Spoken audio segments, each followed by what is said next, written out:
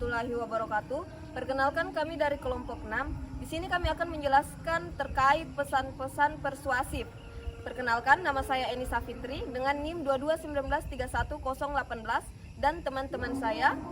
Saya Syamsul Alam dengan NIM 2219200985. Dan saya Merinda Misrin Syapobela dengan NIM 22193117. Dan saya Alia Oktavia dengan NIM 2219311009. Saya Absal Putri dengan NIM 2219100940. Saya Rifka Nisa Tamrin dengan NIM 22192975. Saya Andi Fitri Amalia dengan NIM 22193100. Baik, perkenalkan, nama saya Syamsul Alam dengan NIM 2219200985. Nah, di sini saya akan menjelaskan tentang pengertian persuasi. Apa sih itu pengertian persuasi? Persuasi merupakan suatu usaha mengubah sikap kepercayaan atau tindakan audiens, pembaca atau pendengar untuk mencapai suatu tujuan. Sedangkan persuasi yang aktif adalah kemampuan untuk menyampaikan suatu pesan dengan cara membuat audiens merasa mempunyai pilihan dan membuat mereka setuju atas pilihan tersebut. Nah, baik, di sini ada pun tujuannya. Nah, tujuannya itu terbagi atas dua, yaitu internal dan eksternal. Internal adalah menulis pesan-pesan persuasif bertujuan untuk menjual ide atau gagasan kepada orang lain.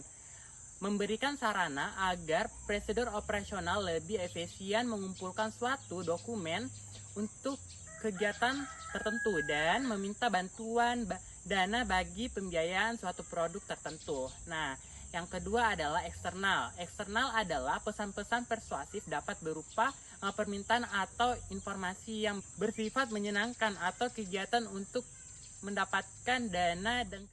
Assalamualaikum warahmatullahi wabarakatuh. Saya Absal Putri dengan NIM 2219100940. Di sini saya akan menjelaskan tentang tujuan pesan-pesan persuasif.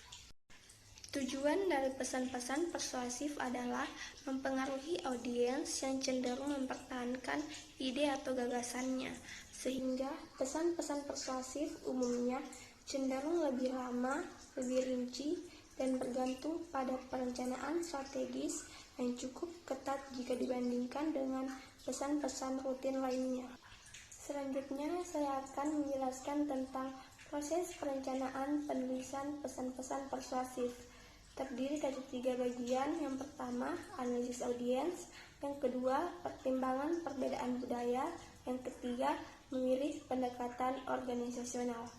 Di sini saya akan menjelaskan tentang analisis audiens. Untuk mengakomodasi kebutuhan yang berbeda pada tiap audiens, maka dilakukan analisis audiens sehingga pesan yang diberikan dapat menjadi daya tarik bagi mereka. Dengan analisis audiens secara tepat, maka penyampaian pesan-pesan persuasif dapat dilakukan secara efektif. Pertimbangan perbedaan budaya. Pemahaman terhadap perbedaan budaya dapat mempengaruhi respek audiens terhadap pemberian pesan dan memasukkan kebutuhan mereka.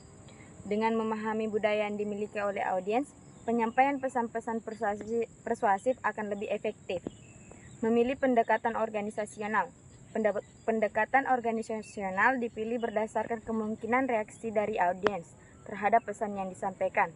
Karena hakikat dari persuasif adalah untuk meyakinkan audiens atau mengubah sikap, kepercayaan, dan tindakan mereka, maka pendekatan organisasional tak langsung lebih cocok untuk digunakan.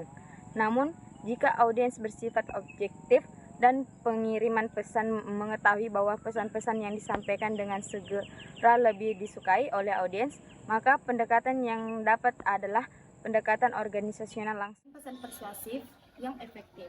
Pesan persuasif terbagi menjadi 4. Yang pertama, menetapkan kredibilitas, membuat kerangka argumentasi. Yang ketiga, memilih daya pikat, serta yang keempat, penggunaan bahasa yang baik. Menetapkan kredibilitas. Kredibilitas ditetapkan oleh sejauh tingkat kepercayaan atau reliabilitas yang dimiliki. Jika kredibilitas di hadapan audiens diragukan, maka mereka akan skeptis dan tidak menerima informasi yang diberikan, sehingga upaya untuk melakukan persuasif itu akan tampak sebagai bentuk tipuan. Kemudian, cara menumbuhkan kredibilitas. Yang pertama, melalui fakta atau bentuk objektif berupa statistik, jaminan, maupun hasil riset.